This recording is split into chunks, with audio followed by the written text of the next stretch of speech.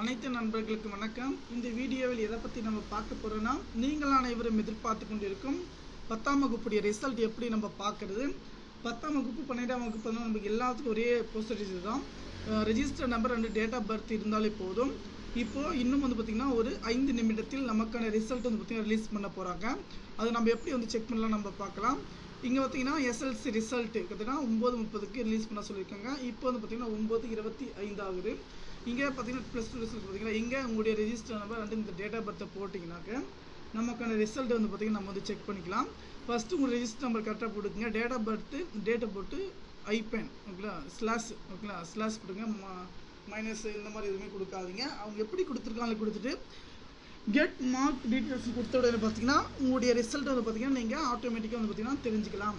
கண்டிப்பாக அந்த தகவல் பார்த்தீங்கன்னா நண்பர்கள் அனைவருக்குமே ஷேர் பண்ணுங்கள். கண்டிப்பாக வாட்ஸ்அப்பில் லிங்க் இருக்குது, டேரக்ட் லிங்க் இருக்குது, செக் பண்ணி பார்த்துக்கோங்க.